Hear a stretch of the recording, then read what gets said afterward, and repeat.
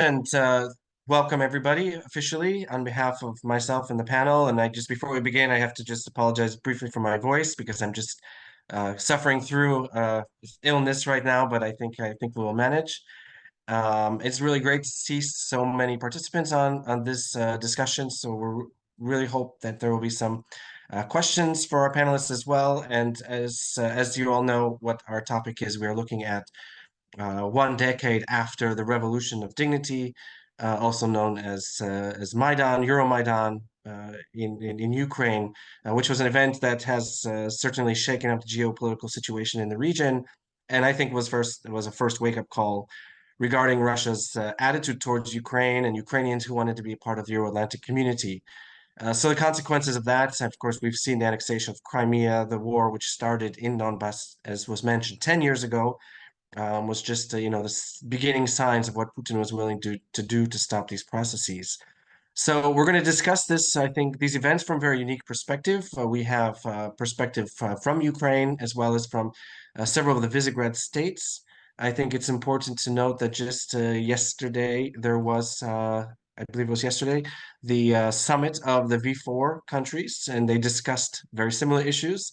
So clearly there was, I think, a lot of diversion in positions among some of the V4 states, and I think we'll try to get into some of that in the discussion as well, try to understand some of the reasoning behind that. And for this, we have a great panel. I'm going to briefly introduce the panel, and we're going to get right into the discussion as we have planned for only an hour today. So if you do have questions during the discussion, please feel free to write them in the Q&A, and hopefully we'll have some time after the inputs from our panelists to discuss your questions. So let me just briefly introduce. We have Dr. Olena Babakova, who is here with us from the Vistula University based in Warsaw. She's going to provide us the Ukrainian perspective. We have Pavel Havlíček from the Association of International Affairs, AMO, based in Prague, giving us some insight on the Czech view. We have Dr. Piotr Sieniawski from Cardinal Stefan Wyszyński University in Warsaw for Polish input, and Dr. Edyta Gut-Przybylska from the Institute of Philosophy and Sociology of the Polish Academy of Sciences, who's going to try to help us understand the view from Hungary. Of course, I'm Adam Reichert. I'm the editor-in-chief of New Eastern Europe, as was mentioned. It's a bi-monthly publication based here in Poland, but we publish in English. So if you are interested in these issues and wanting to get more context and analysis, I do suggest checking us out online as well as in print. We have print publication. So thank you all to our panelists for joining us today. And I think what I would like to do is first ask each of you kind of your opening, let's say, remarks, analysis. We are now 10 years after the Revolution of Dignity. So maybe, Olena, let's start with the Ukraine perspective, your perspective, and what you think that the revolution has demonstrated about Ukraine and Ukrainians that was the kind of leading up to the full-scale invasion, which was also 2 years ago. We just saw the anniversary of that. And how do you think Ukraine changed over these last 10 years? And overall, what is the legacy of the Maidan Revolution in your opinion? And of course, I should spend like 5 to 7 minutes to answer this extremely complex question. Yes, try your best, please. Okay. Hello, guys. Good afternoon for those who joined us from the US. Good evening for those who are listening to us from Poland, Hungary, or Czechia. Thank you for the invitation for this event, and Adam, thank you for the questions you prepared. Actually, the topic you proposed, it was an initial point for me to summarize the latest decade of my own life. I'm the person who was born in Kyiv in late 80s, and like for my parents, the modern period of their lives began in 1991 with the collapse of the Soviet Union. The modern period in my life began in 2013 with the start of Euromaidan, or how actually Ukrainians today prefer to call it, the Revolution of Dignity. I prepared some points I would like to share with you, but I will stress that I think that two occasions of my own private life influenced my point of view on the Revolution of Dignity events and its consequences on the Ukrainian internal and external policy. First of all, I myself was a participant of the Revolution of Dignity. So it's not only the observation of the person who was just a scholar, who read about it or who observed it in TV stations. Secondly, most of these 10 years, most of the time of this decade, I spent not in Ukraine, but in Poland. I'm Ukrainian migrant and live in Warsaw during the last 15 years. Before COVID pandemics, I used to travel to Ukraine a lot. After COVID and during the last 2 years, during the time of Russian full-scale aggression, unfortunately not so rare. So if I need to summarize this decade by one sentence, I think that the main outcome is that during 90s and maybe even the beginning of 21st century, we Ukrainians got to use that we are a periphery of the Western trends of development. Everything like modernization theory, a lot of sociological and politological concepts suggested this. However, in 2013, 2014, to my mind, Ukraine demonstrated that it's not a periphery of the trends of the modern world, but it's a trendsetter. First of all, it's a trendsetter in the revoking the concept of dignity to the public discourse. Of course, this word, the concept of dignity, it was always present into the Western political and social thought. However, it was before this right-wing turn in European policy and American policy in the late 2010s. And the core place of dignity into the pantheon of civic values, to my mind, it's really its Ukrainian contribution to the public debate. And second point, it's resilience towards hybrid war. Of course, some experts already told about hybrid war between the West and China or the West and Russia since the late 2000s. However, Ukraine and Ukrainian civil society were like the precursors, like the first who demonstrated the whole nation response to this phenomenon. If you know Polish or Ukrainian, you have an opportunity to check the latest Dwutygodnik, an important Polish magazine, which publishes an interview with Serhiy Zhadan, Ukrainian poet and writer, and I hope one day to be a Nobel Prize literature laureate. Zhadan, it's not an optimistic text. I will even say it shows you the darkest perspectives for our region and for the whole world. However, to my mind, Serhiy Zhadan, he declares a very important point that the modern world, or at least the modern times as we know it, had been finished. The Ukrainians are just the first who got it. By modern world and modern times, Zhadan means the world which is built on the values of liberal democracy and market economy and prosperity, which are really linked to this liberal democracy concept.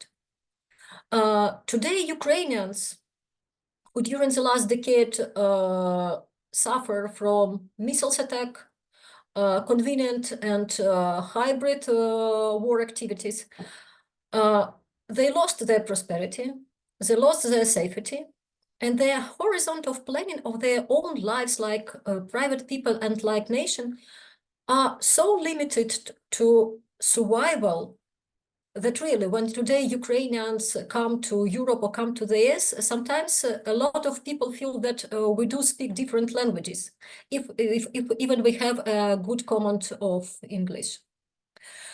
What happened in Maidan Nezalezhnosti 10 years ago with the death of the Heavenly Hundred? Ukraine proved it's not an object but a subject of international relations. A state which was during the years in between West and East, which was treated like a state related to Russia, state related to the EU, but never as a very independent player. It really proved that we are a subject of history. And regardless all the trends, regardless of the will of really important players on international arena, if you have people and civil society with strong determination to change its fate, the fate will be changed. Ukraine demonstrated it has an extremely resilient civil society. And by civil society, I mean not only the middle class from the big cities, but different social groups. One of the most popular credos which were recorded on Euromaidan, it was "Я крапля в океані", I'm a water drop in the ocean, which actually demonstrated a model of cooperation in Ukrainian civil society that days and today. That there is no ocean without the drops, but there are no drops without the ocean. The next important change I think we need to record, it's the process of Ukrainization of Ukraine. For me, for a person who grew up in Kyiv and who is from the Russian-speaking family, maybe it was not so obvious how discriminated Ukrainian language and Ukrainian culture were in Ukraine even after the 1991. What had happened during these 10 years, it's a new legislation which protected the status of Ukrainian language and its usage in public administration, in public space, and in internet and digital and convenient medias. It created not only new habits for readers and for music fans, but really new place for the language in the identity of modern Ukrainian nation.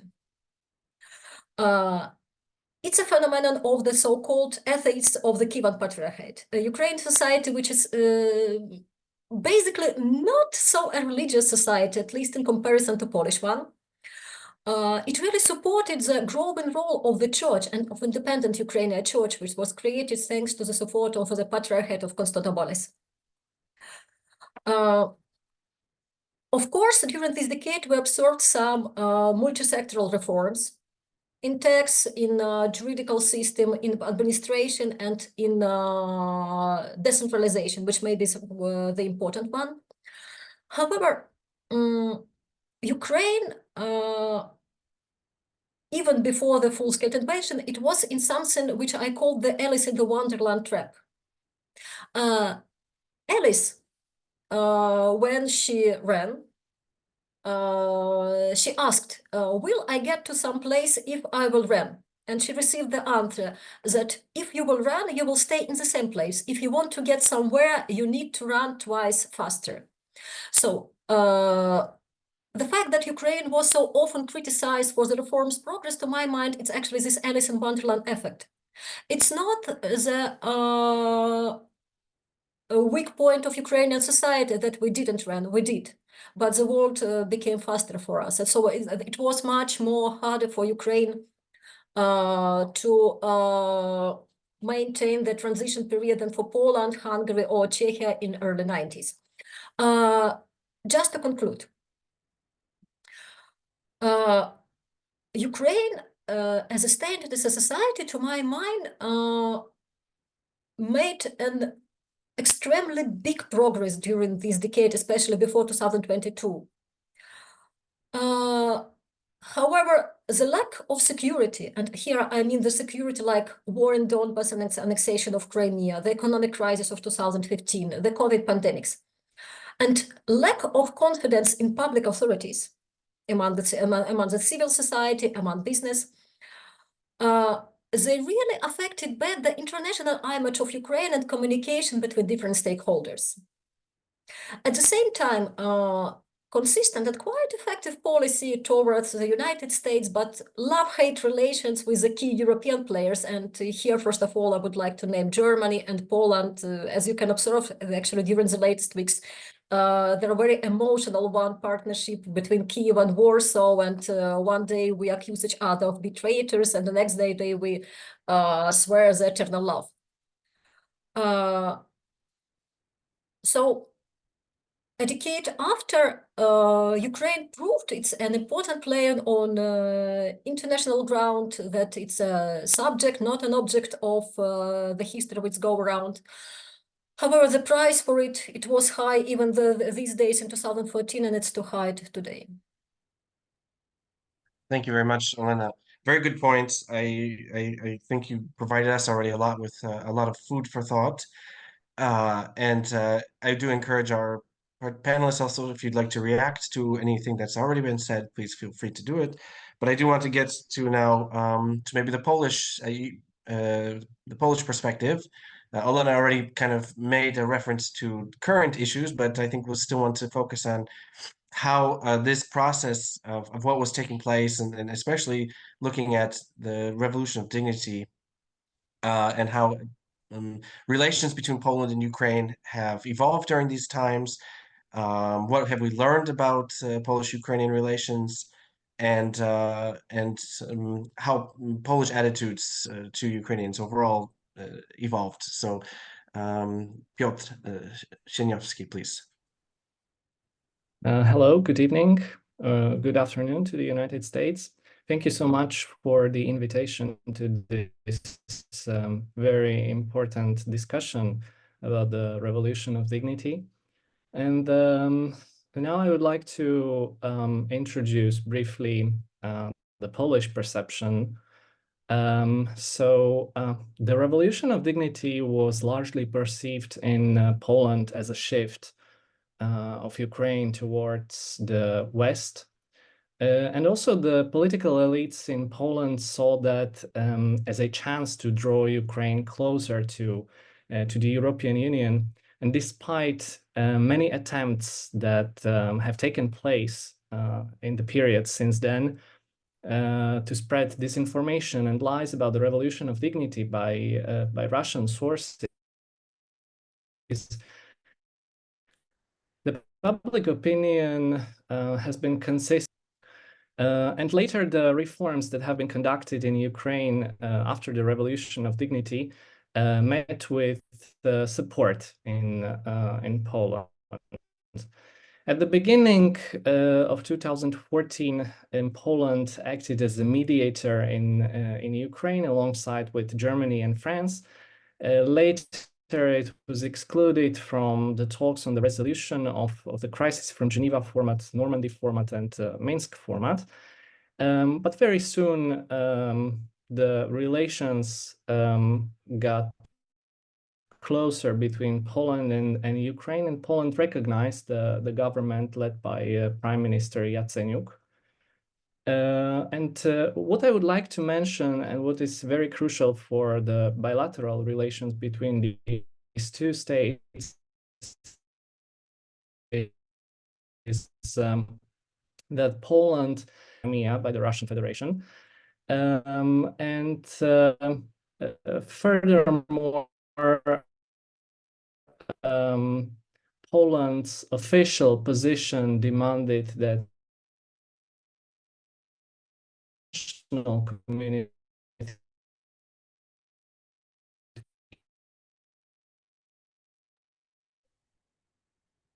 Yeah, I think we have a bit of a connection issue. I don't know if you can hear us at the moment.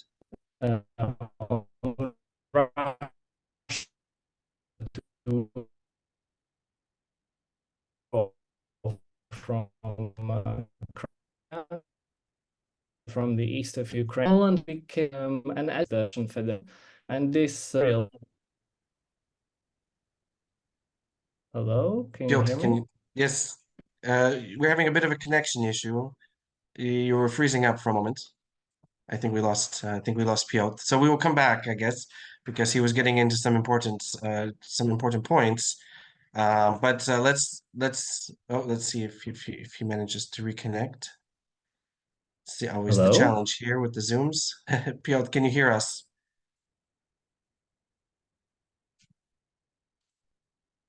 No, it doesn't seem. So maybe Piotr, you can just take a moment and try to reconnect, work on your connection, and let's move Can you hear me to too? Pavel. Yep, Piotr, maybe turn off your camera and try to reconnect. Okay, is it better now? It's still quite choppy. Yeah. So let's take a moment. We're going to shift over to the Czech perspective now, and let's ask Pavel for his input from the Czech. We will come back to Piotr. Hopefully, we'll manage to fix this connection issue.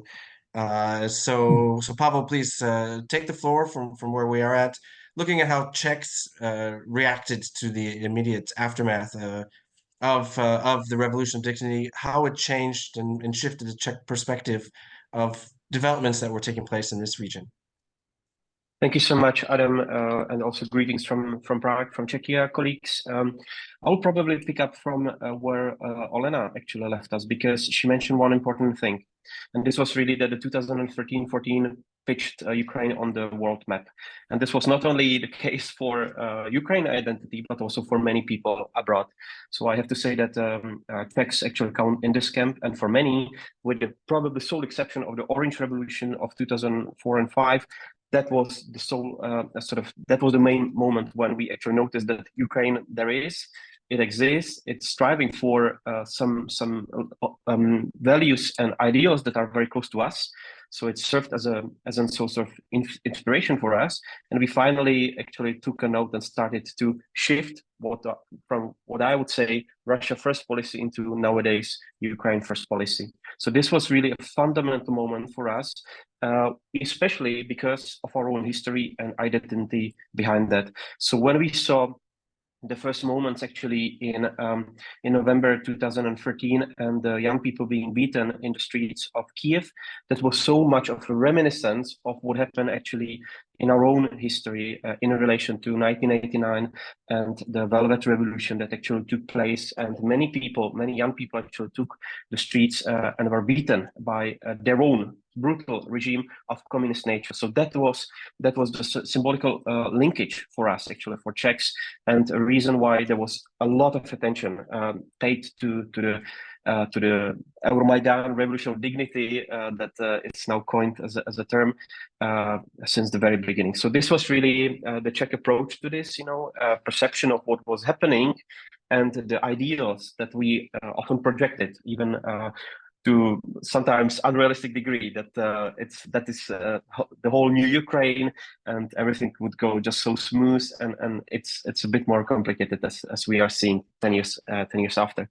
But anyway, this was really something that we, from the value perspective, that was very strongly resonating in the society, and also among one part of the political establishment, took note and followed, trying to support and also establish relations, because frankly speaking, these were not very much existing before. Since Czechia, and this differs this country from the other countries that we are hearing from, especially of course Poland, but then also Slovakia and Hungary, we don't share a common border with Ukraine. So for many Czechs, Ukraine is this far country in the east of Europe that we really don't know too much about.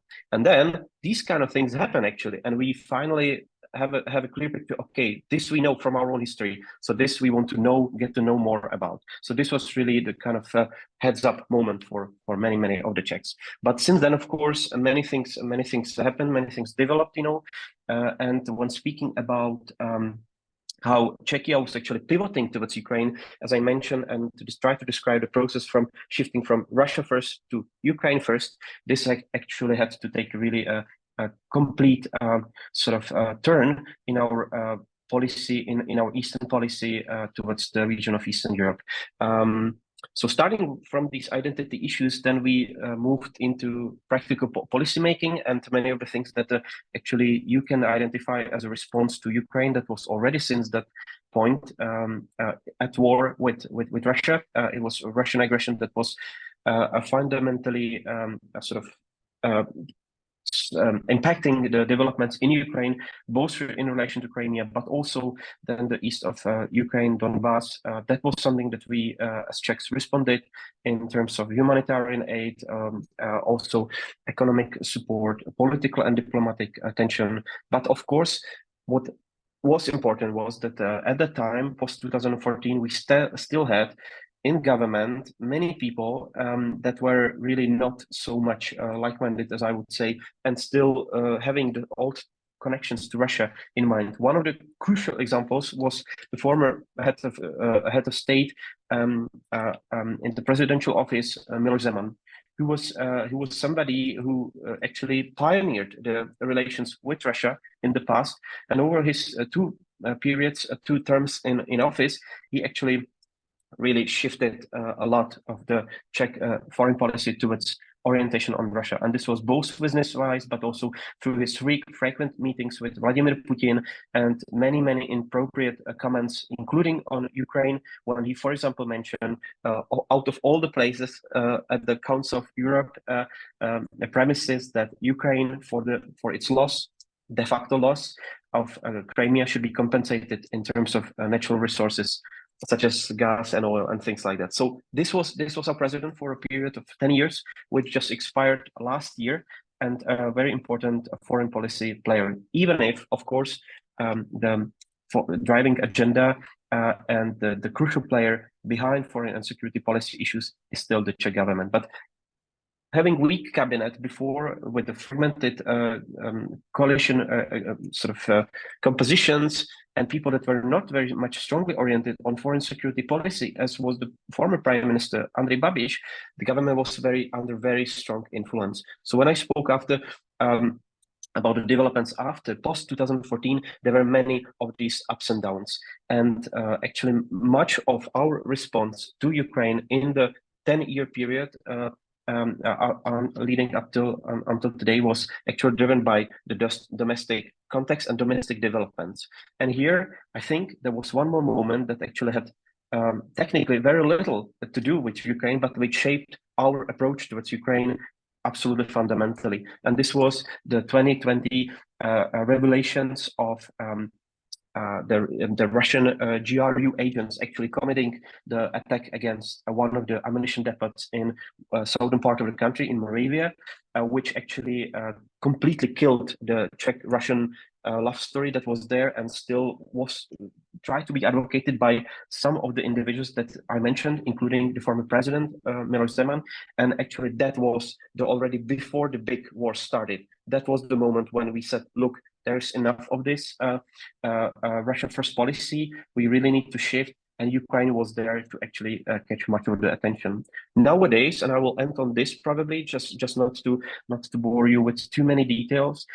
It's actually the case that Czechia has become one of the crucial players actually in its support to Ukraine. You already, Adam, hinted on this when speaking about the yesterday's summit in Prague. Actually, when you could see a lot of rapprochement between Czechia and Poland on one side, and then the two other countries on the other. And this is exactly the final result and outcome of this fundamental shift from Russia first into Ukraine first policy, to the degree that we don't, I would dare to say that we don't actually have any Russia policy right now. It's just crisis management constantly and orientation of Ukraine, because we see Ukraine as the ultimate solution to what will happen next in Eastern Europe. So this is how far Czechia went over the 10-year period, starting with this idealistic projection, sometimes linking to our own identity and historical events of 1989 and the Velvet Revolution, and then mudding through different moments, but finally reaching the Ukraine first policy that actually brings Czechia to the leading club of supporters of Ukraine today. So we are speaking not only about the political elite, but we are speaking about the society as such, and largely prevailing figure of people supporting Ukraine refugees and willing to invest money and doing some unprecedented things that still a couple of years ago we would be completely unable to imagine. Thank you so much. Thank you, Pavel. Very interesting to hear how this event, which took place 10 years ago, has already shifted mentality, approaches, policy to Ukraine in different countries in the region. It was very, very important. Now, Piotr, it looks like you're back with us. So maybe we can get back to Poland and give you an opportunity to finish the points that you were covering in your initial talk. Maybe I spoke too soon. Okay, I think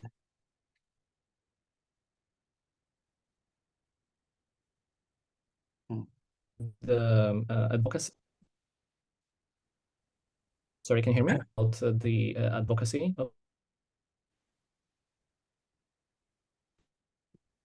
Yeah, unfortunately, it seems that once again that your signal has locked up.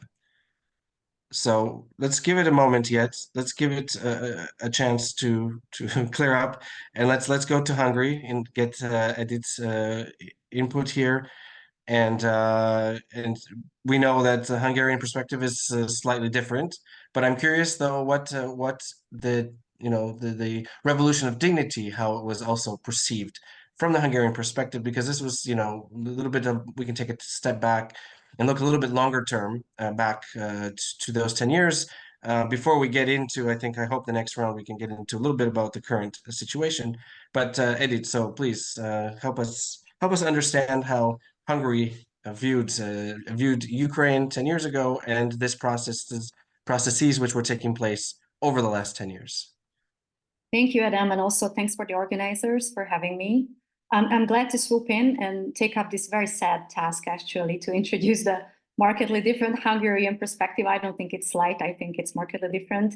And I think we can agree that the government's approach, at least, is a unique case not only in Central Eastern Europe, but in Europe as a whole.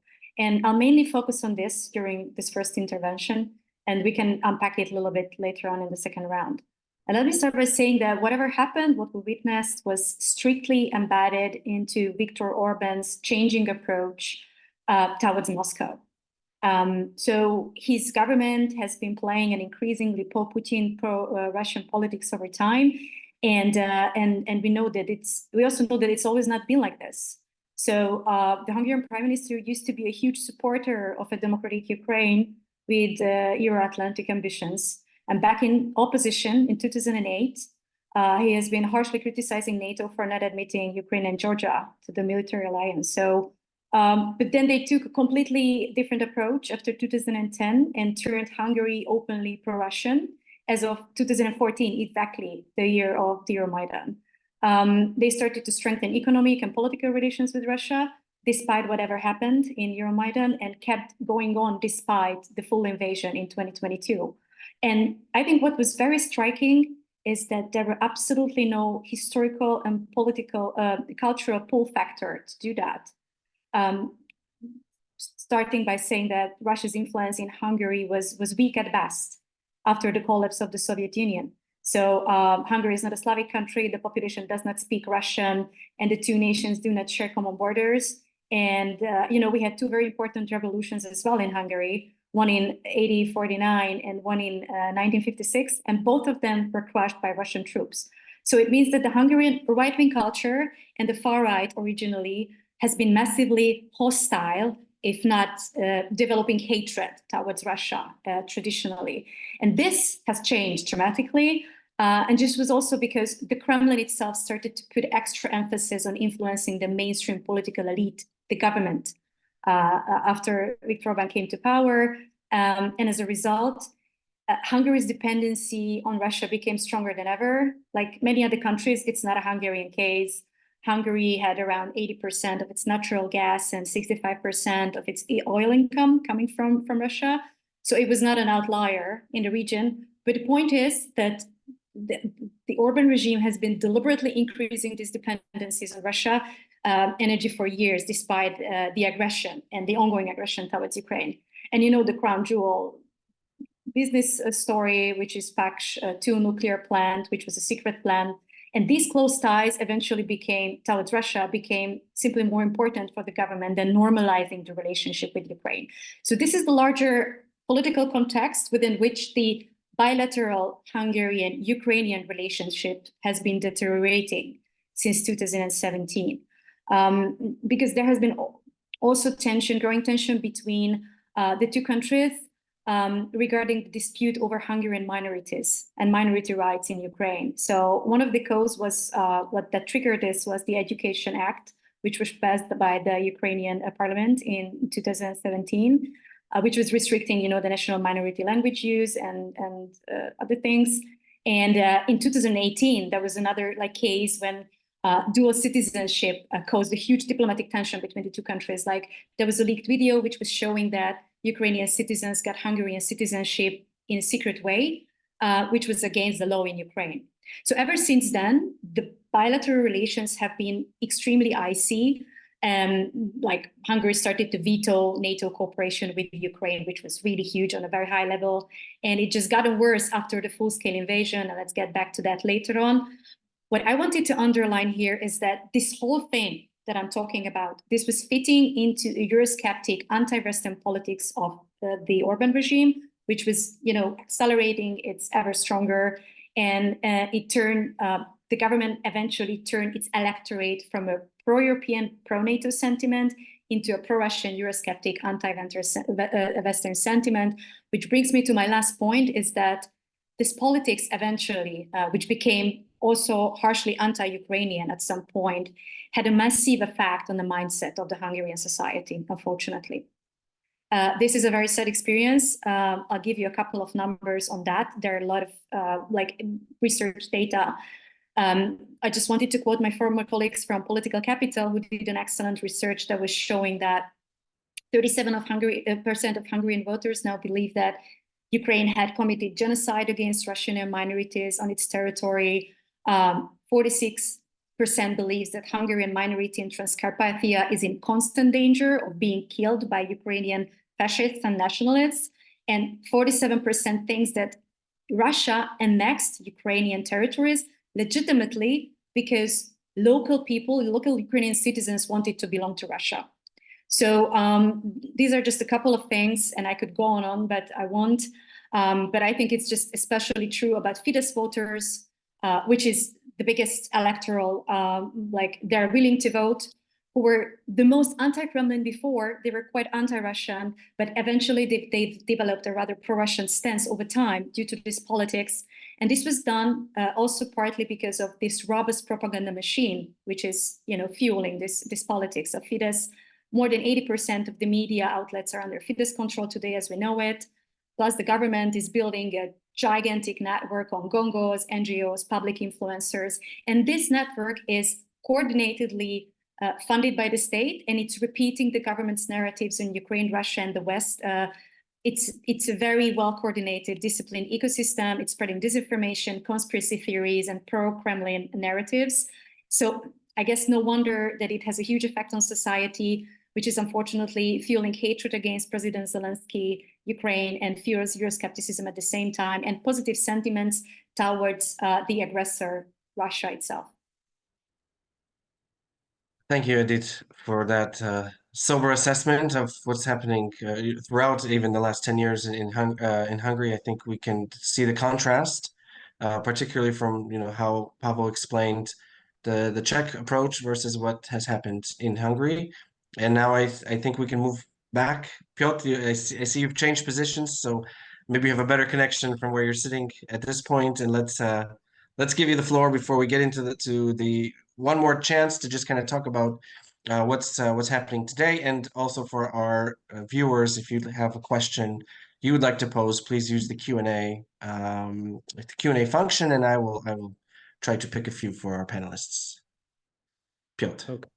So another try. I'm in a different room, so I hope that it helps now.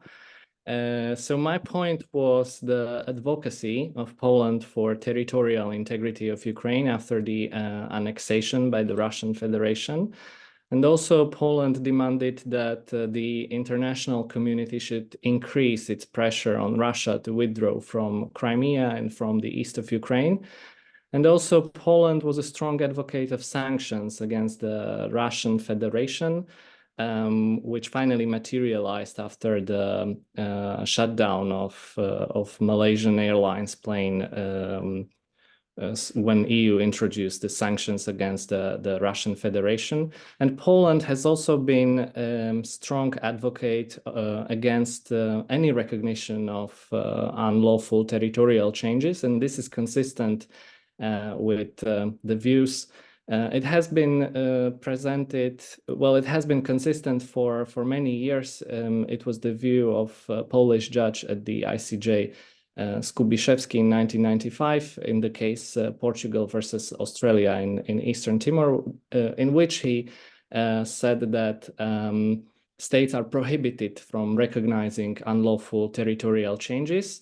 And this is a part of customary international law. It's actually a peremptory peremptory norm of international law. So it is binding upon all members of the international community.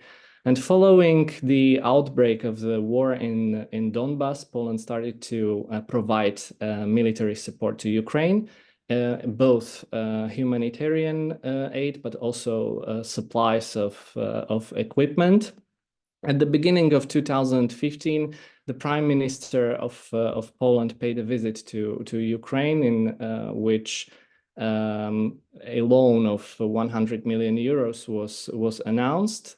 But there were also other bilateral meetings in the support of integration of Ukraine into the EU, and also in the support of further reforms in Ukraine.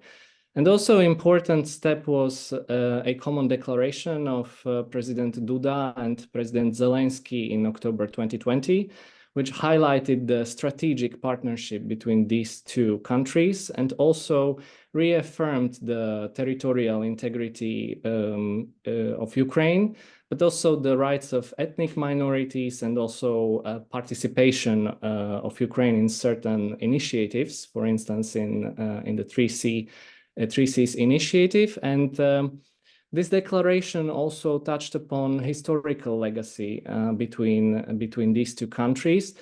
And furthermore, Poland pledged to support to reforms in Ukraine, but also to support for fight against corruption and deepening of relations between Ukraine, EU, and NATO.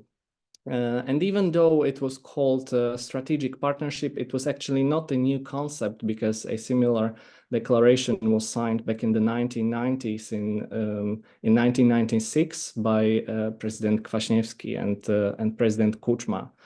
And I would also like to highlight that after the annexation of Crimea, Poland also advocated against Nord Stream 2 pipeline and stressed that the construction of this pipeline would not only bypass the territory of Ukraine, which would have negative effect on energy security in Central Europe, but also that the construction of the pipeline would strengthen the power of the Russian Federation over the region and would also give Russia a significant leverage. And Poland also warned that Nord Stream 2 would become a tool of hybrid warfare in the hands of the Russian Federation. And these fears have later materialized. What I would also like to mention is that even prior to Revolution of Dignity in 2014, there has been a considerable number of Ukrainian citizens in Poland, and this number has increased after 2014 with Ukrainian workers and also Ukrainian students at Polish universities, and also with those people who arrived seeking temporary protection from the territories that are still under temporary occupation by the Russian Federation. And the factors that actually influenced this process were historical, cultural, but also language similarities between these two nations. Just to compare, in 2014, there were some 373,000 Ukrainian workers in Poland. And this number has increased to 763,000 in 2015. And in 2016, this number was over 1,000,000 273,000 Ukrainian workers, and in total, Ukrainian workers made up more than 90% of all foreign workers in Poland. So I would say that the perception of Ukrainians in Poland was largely positive, and in opinion polls, even prior to Russian aggression against Ukraine, over 60% of participants claimed that they had very positive attitude towards Ukrainians. Of course, with growing number of Ukrainians in Poland, they have become more active with their own NGOs, organizations, and businesses. And there were also high-ranking visits of high-ranking officials between these two countries. And in this context, I may also mention that the president of Poland visited Kyiv just a few hours before the outbreak of Russian full-scale invasion in February 2022. And just to sum up, the dynamics of relations between Poland and Ukraine intensified, and also the mutual perceptions became more positive, with a strong support of Poland to territorial integrity of Ukraine and for reforms in Ukraine. Thank you very much, Piotr. I'm already surprised that we're getting close to an hour of our discussion. There's so many really important, I think, elements that all of you have shared with us regarding the Revolution of Dignity and leading up till today.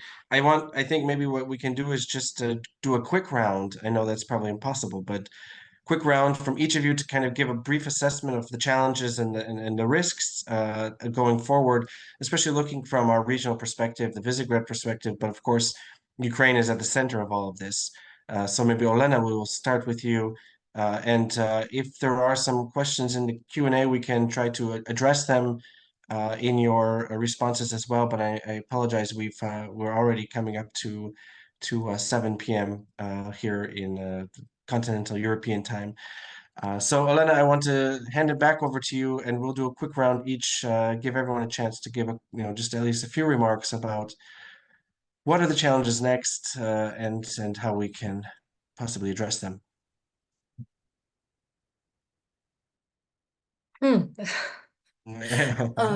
Okay, I will address a couple of points I find myself interested in, and also a question I saw a while ago in our comment chat, where one of the participants asked, as I understood, probably me and my Polish colleague, that what could we do to make Polish-Ukrainian relations not so full of emotions, but maybe more full of pragmatic issues.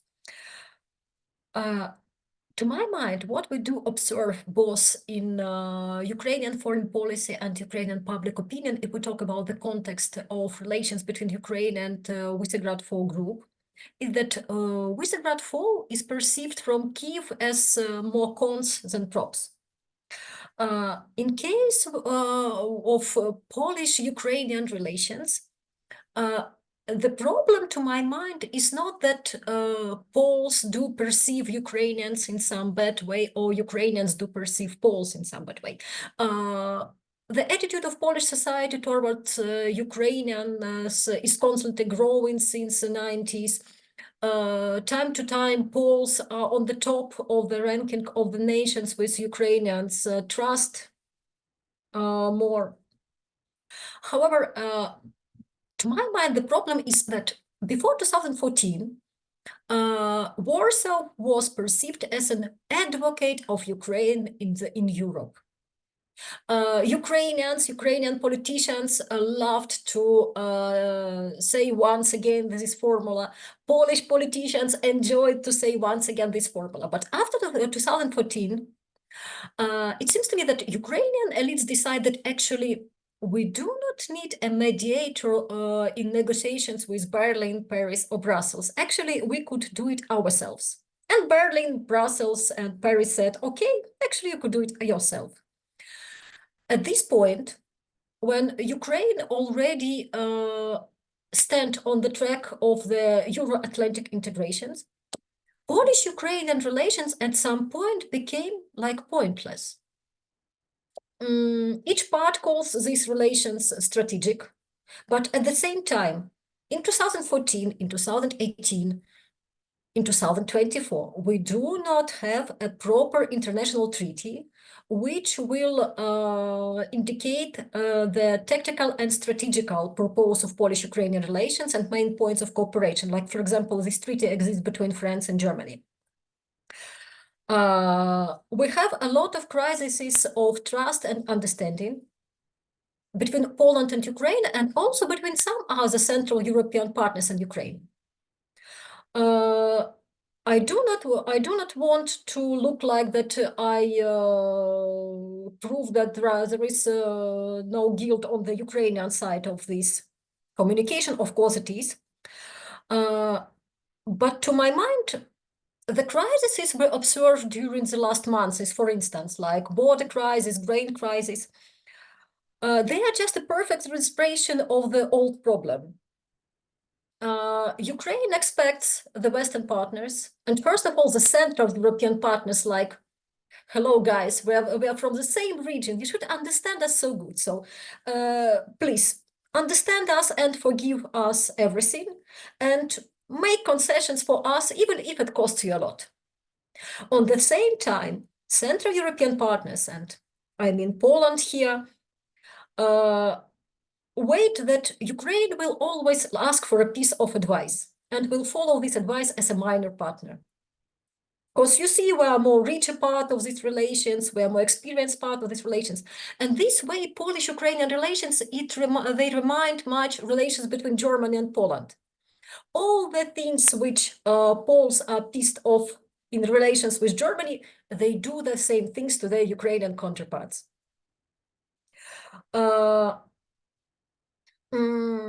If we will address relations between Ukraine and Hungary, I think that Edith pointed out everything so clear. I just want to give one number that in February 2024, so just a couple of weeks ago, there was an opinion poll in Ukraine where Ukrainians were proposed to name the friendliest and the least friendliest countries to Ukraine today. And 52% of Ukrainians perceived Hungary as unfriendly state. Of course, it's not as much percentage as Russia, which is perceived as an unfriendly state by more than 95% of Ukrainians, but it's like China, one of the main Russian allies.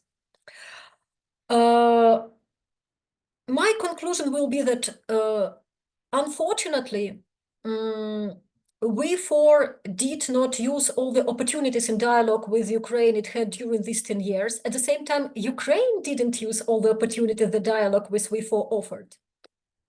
I guess that probably there were just two sectors of cooperation where we used our potential in a good way. It's civil society. And here, first of all, I mean the Visegrad grants and other tracks of support of civil society of Ukraine and neighboring countries. And also it's a cultural cooperation. A lot of books of Ukrainian authors were translated in Czech, in Slovak, in Hungarian, and of course, there's the largest amount in Polish, which really brings Ukrainian culture and Ukrainian society closer to these national audiences. At the same time, a lot of books of Central European authors, including Hungarian, but were translated in Ukrainian. So this cultural dialogue, it looks quite promising. And my final point will be that grain crisis, border crisis, relations between Kyiv and Budapest, all of these tensions, they actually require the more active role of the European Commission. Because all of these international action activities, they are not performing in vacuum. The relations between Ukraine and EU member states, and Ukraine as a future EU member state, and European Commission, which looks quite favorably on the prospect of Ukrainian membership in the EU, when it comes to tentative relations between Central European states and Ukraine, it's like giving a free hand to Warsaw, to Budapest, to resolve the conflict on their own, regardless of the cost of the resolution. Yes, thank you, Olena, for those remarks. We have one, or not anymore, it seems. Okay. So moving on, let's we'll just get the final inputs. Maybe Pavel, you could briefly outline the challenges from Czech perspective. Of course, also I think referring to what Olena mentioned, I think she provided good context for this last inputs. Thank you so much, Adam. Actually, I'm in a good position here, very comfortable, because we just yesterday organized a big roundtable about the Czech future support into going into the third year of the full-scale aggression that Russia is still conducting against Ukraine.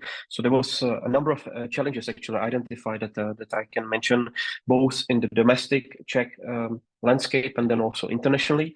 Of course, we are seeing the developments on the international level, in which I'm very proud to say that my government is actually leading the efforts. You might have heard about the recent efforts to actually mobilize the 800,000 of the ammunition pieces for artillery that Czechia is actually has managed to conduct over the past several months in order to reach out to international partners to see where these deposits are actually available and free to purchase. So this is actually one of the examples how the country is actually leading on many of the efforts internationally. And thanks to the recent summit in Paris, actually there was a big endorsement of this initiative. More than 14 countries, by now 15 countries actually joined and said, look, we want to chip in terms of the financial resources.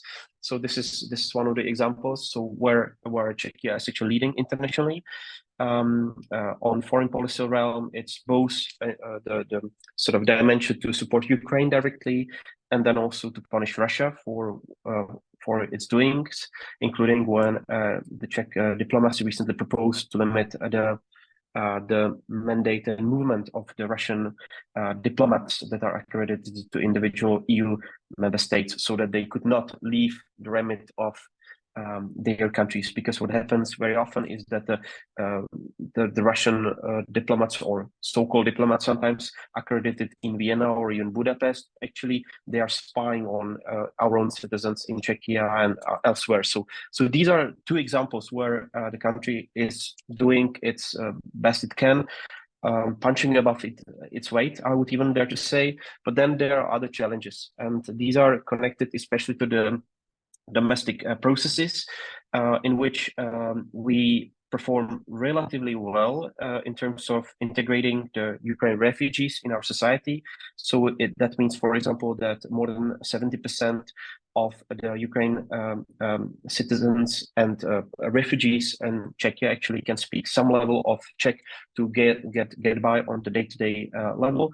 Around 70% is the same number actually from the work able sort of ready work competent and accredited people. They are already joined the labor market, so they are integrated at the labor market. So this is also really great that we are actually seeing such a high level of integration of refugees. But there are two things that are of course sort of which might bother us, which is always related to the remaining 30%. So you can say that it's either glass half empty or half full. And there are many vulnerable people from the Ukraine refugee community. On the 1st of September, actually, Czechia will once again change its law and regime for the integration of Ukraine refugees and decrease its public support, especially the financial benefits and welfare from which they can actually benefit. So many of these people will be really in a hard position to integrate and to find the place to live, work, and so on. So this is one of the challenge. And then this is a common challenge for all of us, not only for the Visegrad countries, but I would say especially for those, since they are so much affected. So that in March 2025, it is supposed to be the termination of the temporary sort of residency permit that all the Ukrainian refugees actually benefit from. So this will be a big challenge, what to do next, if countries should go within their own national legislation, or there should be some kind of further extension of this special regime designed for Ukrainian refugees. So this will be some of the big challenges and tasks actually, which we will need to deal with. And the overarching question here is actually, so what is our strategy when it comes to Ukrainians living actually beyond the borders of the country, especially if we think about the future of the country, about the post-war reconstruction, which will definitely need so much of manpower and labor power actually to go back, to invest, to rebuild, to do all the things that need to be done. And taking into consideration the millions that have actually left Ukraine over the last 2 years, this is something that's really bothering, and we will need to somehow approach. So these are some of the big questions actually that are lying ahead of us, and also the discussion yesterday brought them back from the Czech national context. Thank you so much. Thank you very much, Pavel. Indeed, a lot of very important questions that still require answers and need to be addressed. Let's move quickly to Hungary to get Edith, your inputs and kind of the challenges and risks that lie ahead from Hungary's perspective. Thank you, Adam. I really don't even know where to start, but I'll try to keep it very brief. I would highlight maybe two things. One of them would be irredentism and historical grievances that are being hugely exploited by the Kremlin to turn Hungarians and Ukrainians against each other, which is a huge security risk for not only the region, Europe as a whole. We know that the Hungarian government has been constantly accommodating irredentist ideas of the Hungarian far right that openly advocates for reclaiming lost territories from Ukraine. So I think that's the key problem. This is what's being exploited by the Kremlin. Of course, the Hungarian government doesn't do this explicitly.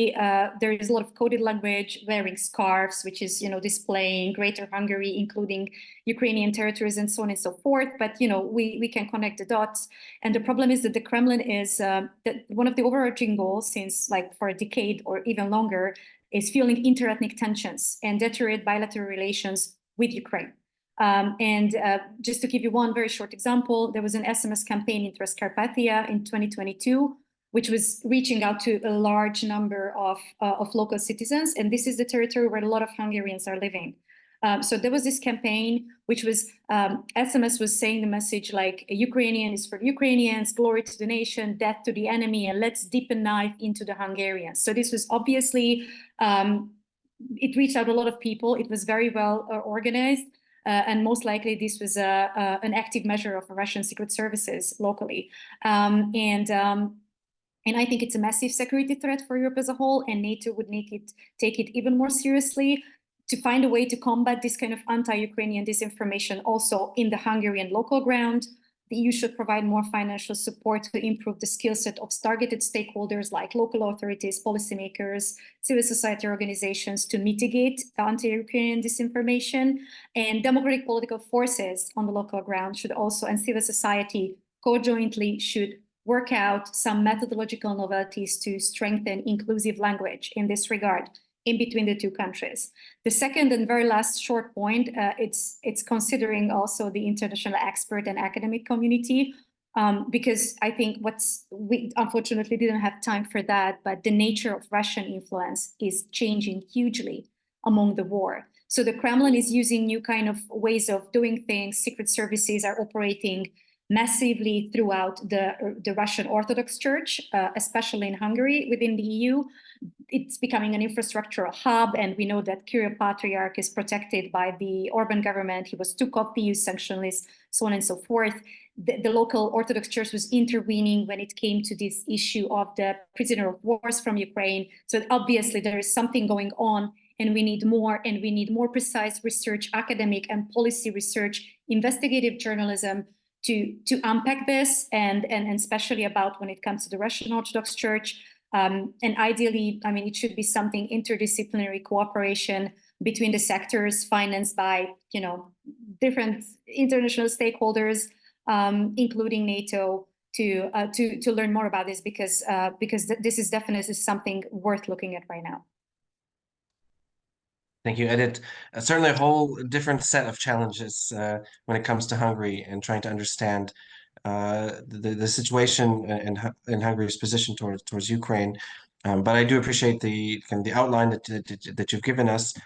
Piotr, I guess you're going to get the final word. There is one question in here also that maybe you want to address regarding the grain shipments and why protesters are allowed to destroy grain shipments. I'm not sure if that's something that you're able to answer, but maybe you're willing to address.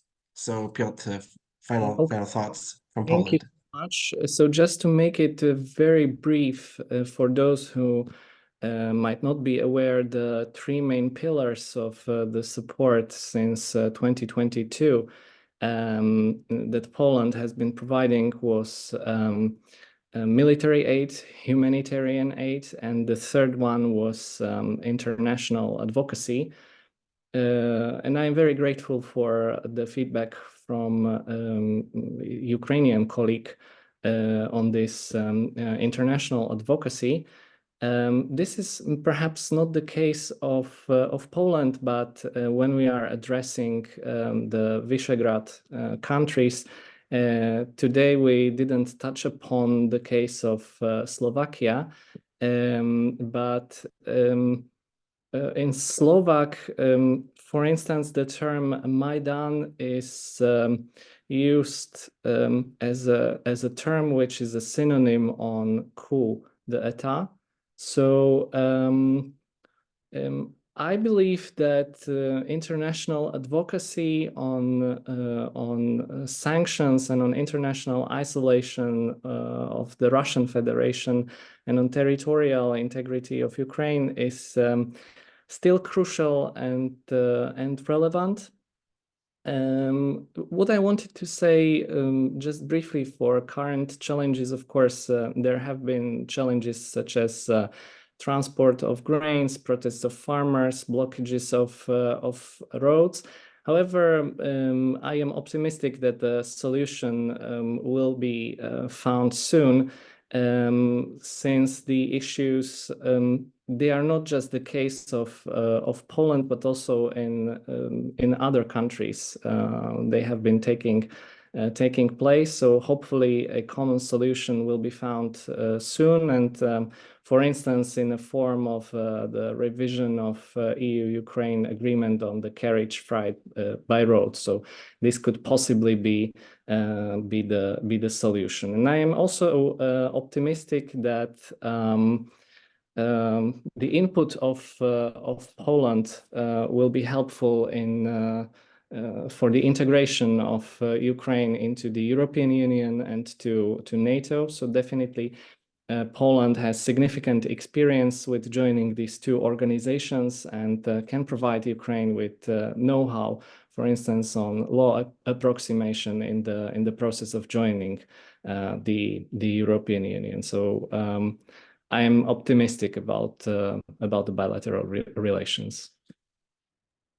Thank you very much, Piotr. I think that's good to end on an optimistic note, despite all of the challenges and problems and issues that do exist. I think there are also, I think, as we mentioned, some positives, not just the negatives. So thank you all once again for your insightful comments. I think for our participants, it was also very much worth to hear not only about the situation currently, but we are also talking about 10 years since the Revolution of Dignity. So very important to keep that in mind. So thank you once again to the organizers for organizing this event, and thank you for our speakers for being with us. That concludes our discussion for today, and hope to hear from all of you very soon.